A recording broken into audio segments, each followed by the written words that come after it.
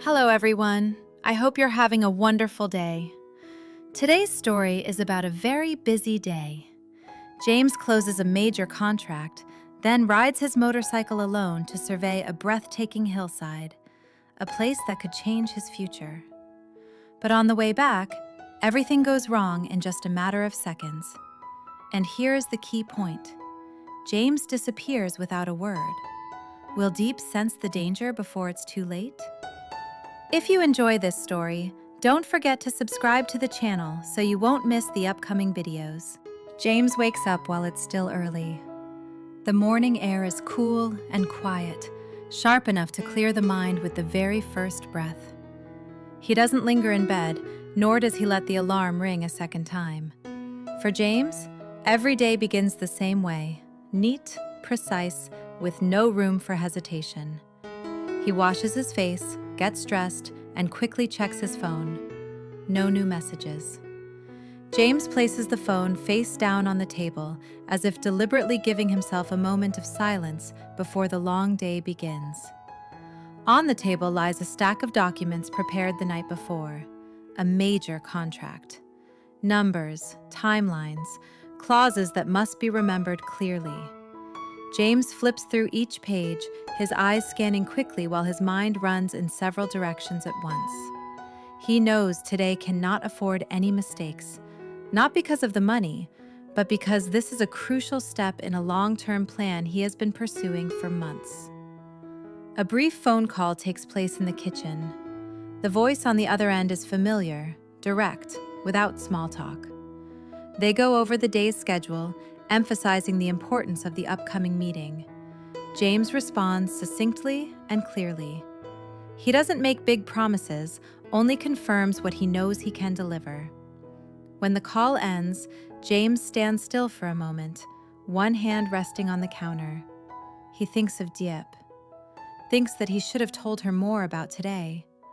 But then he lets the thought go. Not because he's hiding anything, and not because of a lack of trust.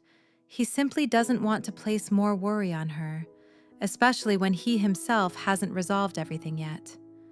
James is used to carrying things on his own, used to keeping everything within his personal control. Pressure, responsibility, expectations.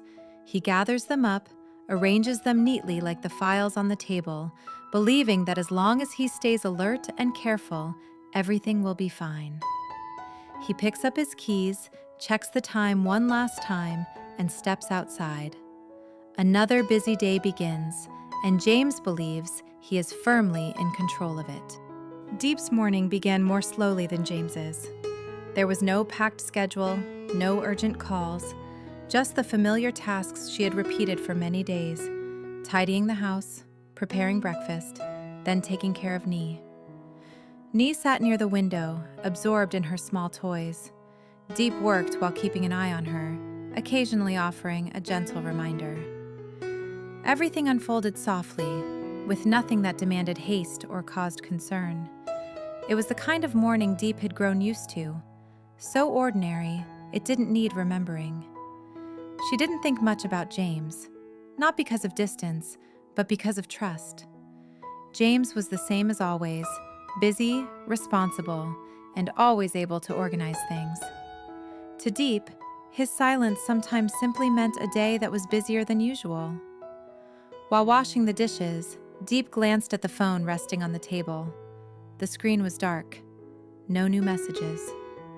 She dried her hands, picked up the phone, then set it down again.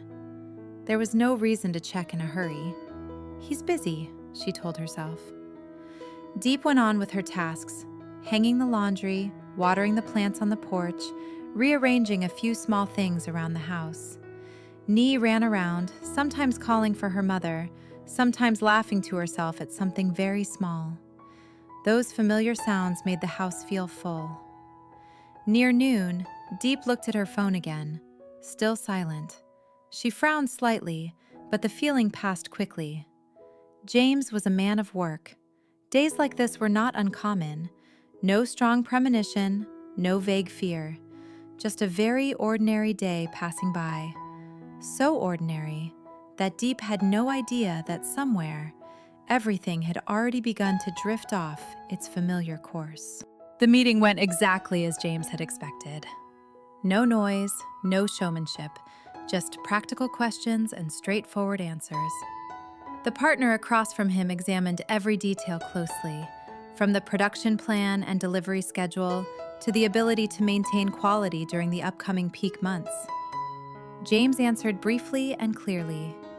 He didn't promise more than what he knew he could deliver. That was precisely what allowed the discussion to move smoothly. When the final terms were agreed upon, the atmosphere in the room noticeably softened. The contract was finalized with a firm handshake. The partner confirmed that the deposit would be transferred the same day, a clear commitment to long-term cooperation. James checked the information, saw the number displayed on the screen, and nodded in confirmation. He didn't celebrate. There was no surge of excitement, just a very real sense of relief, the kind that comes from placing an important brick in exactly the right spot. The hardest part of today is finally done, James thought, slipping his phone into his pocket. The day was still long, and with the feeling that everything was under control, James decided to fit in one more task. A piece of land on a hillside he had heard about before, promising, quiet, suitable for a long-term plan. He didn't call deep, not because he forgot, but because he thought it wasn't necessary. Just a quick look, nothing that would take much time. He would be home before dark. James started the engine, turned off the familiar road, and headed toward the hills. At that moment, there was no bad feeling in his mind, no sense of urgency. Just a small decision, made in the casual confidence of someone who believed he was in control of the long day ahead. He didn't know that this very decision, just for a moment, was about to send everything down an entirely different path. The road leading up the hillside was quieter than James had expected. The farther he moved away from the residential area, the more familiar sounds faded. No traffic noise, no interrupted phone calls. Only the wind slipping through the treetops and the steady hum of the engine beneath the wheels. The hillside opened before him with a quiet beauty. Rows of trees stretched along the natural slope, evenly spaced, not chaotic. The ground was dry, a deep brown, showing signs of careful maintenance. James stopped the bike and stood there for a moment, as if reading a plan written in soil and leaves. He walked around, observing closely. The slope was moderate, not too steep, yet steep enough for good drainage. Parts of the path were narrow, but with proper planning, trucks could still access the area. In James's mind, numbers began to form. Scenarios, long-term timelines. This place had potential. Not loud, not flashy, but stable. Exactly what he was looking for. There was no sense of urgency. On the contrary, James felt calm. Perhaps because everything that morning had gone smoothly. Perhaps because he believed the day was firmly under his control. When he returned to the bike, James didn't put on his helmet. A careless habit, repeated on stretches of road he believed were familiar and safe. He started the engine and headed down the long slope toward the main road. The speed was faster than on the way up, just enough to save time, just enough not to feel dangerous. The road began to curve. A bend appeared ahead. James squeezed the brakes by reflex. The bike slowed, but not enough. He pressed harder. This time, the wheels slipped slightly on loose gravel. In one very brief moment, everything fell out of rhythm. The gravel shifted beneath the tires. The handlebars wobbled. James tried to regain balance, leaning instinctively the way he always had. But the slope was pulling him faster than he could adjust. The brakes didn't respond the way he expected. And then, James realized something far too late. This road was beautiful, but it was not easy. The bike slid sharply to one side. James felt the unnatural pull beneath the front wheel just before everything went out of control. The handlebars twisted completely. The body of the bike tilted and skidded along the gravel-covered road. The sound of metal scraping against stone rang out harshly, then cut off. James was thrown from the bike. The first impact sent him rolling toward the edge of the road. There was no time to brace himself, no time to call out to anyone. Gravity dragged him down the slope like a heavy object suddenly released. His body struck the ground, then rock, then rolled again. Everything happened within a few short seconds, yet enough to shatter his world. A violent blow. His head hit a hard rock, a dull, hollow sound. A sharp pain flared, then went dark. Blood spilled out, mixing with dust and dry leaves. James lay motionless.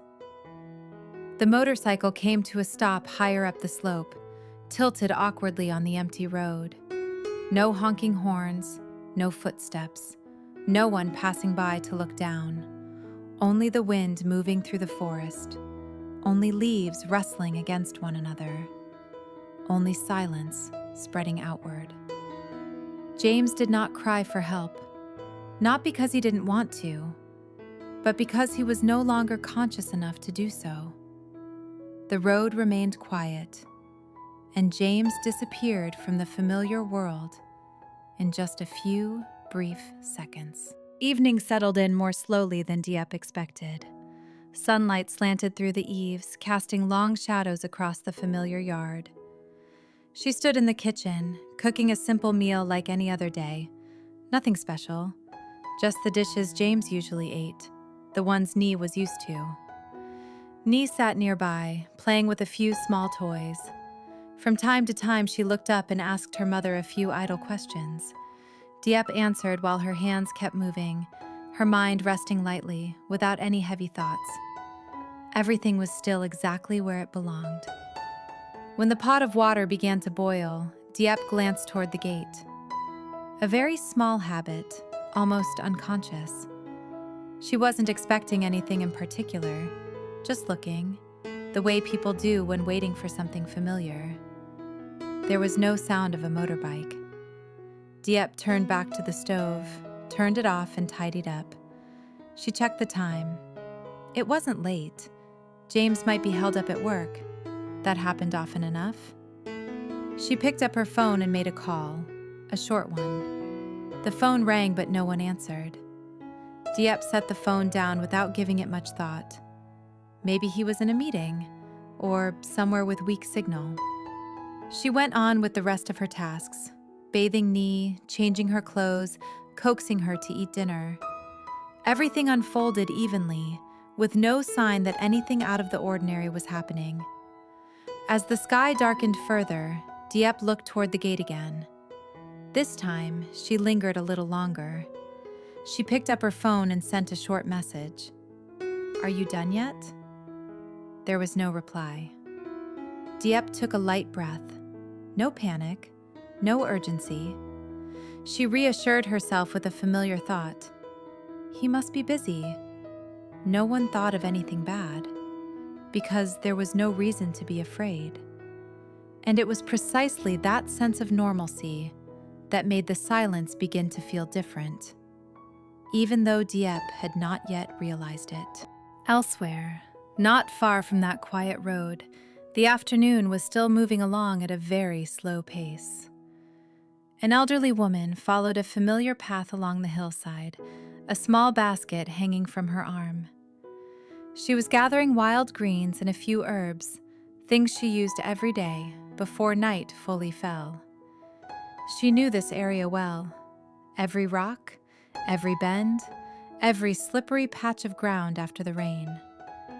She walked without hurry, not expecting to encounter anything unusual, until she saw a figure lying motionless at the foot of the slope. At first, she stopped short. The silence was so complete that the scene before her felt unreal. She stepped closer, her heart beginning to race. A man lay on his side on the ground, his clothes smeared with mud, his head covered in blood. He did not move. She called out several times. There was no response. The woman knelt down, her hands trembling as she placed one on his chest. His breathing was very weak, but still there. She let out a heavy breath, as if permission had just been given to hope. There was no phone, no one around, no time to wait. She did what she knew how to do. She tore a strip of cloth from an old scarf and pressed it firmly against the wound to stop the bleeding. She dragged him away from the slippery ground, inch by inch, trying to move him onto firmer earth. The work was heavy and slow, but she did not stop. It took a long time before she managed to bring him back to her small wooden house. Simple, old, but dry and safer than the cold hillside. She lit a small fire, boiled water, and wiped the blood from his forehead with hands long accustomed to labor. She didn't know who he was. She didn't know where he came from. She only knew that, if she left him there, he would not survive the night. She did nothing extraordinary.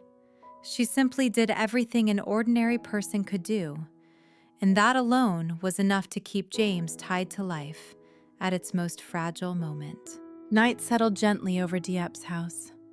A warm yellow light spilled from the small room, just enough to push back the chill outside. Ly was asleep, her breathing steady, her small hand still clutching the edge of her mother's shirt out of habit. Diep sat beside the bed, softly stroking her daughter's hair, listening to the familiar quiet of the evening. She glanced at the clock, a little later than usual. Diep stood up and quietly stepped out onto the porch. The road in front of the house was still empty. No sound of an engine, no familiar glow of headlights in the distance. She stood there for a few seconds, then turned back inside and closed the door, as if unwilling to let the cold air carry in unnecessary thoughts. Somewhere else, far away from that warm light, James lay motionless on a dry mat inside a small wooden house. A weak fire burned nearby, casting a flickering glow across his pale face. His breathing was still there, but so faint that one had to lean in close to notice it. The unfamiliar woman sat beside him, quietly changing the blood-soaked bandage, making sure the fire did not go out. Outside, the forest wind moved through the treetops, carrying the chill of deep night. Two worlds continued to move in parallel. On one side, Diep waited for the familiar sound at the gate. On the other, James was not yet conscious enough to know that someone was waiting for him to come home. There were people waiting for a door to open, while the one on the other side was not yet awake enough to walk back. That night, Diep turned off the light later than usual.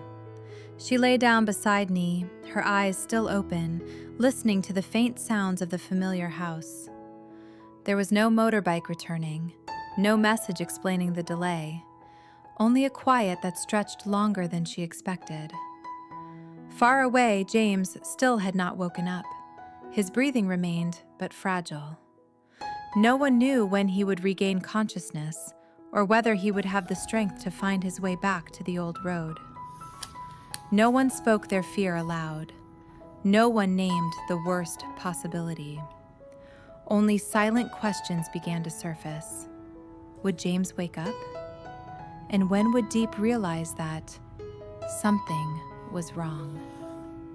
That day, no one knew that the silence had begun to last longer than usual.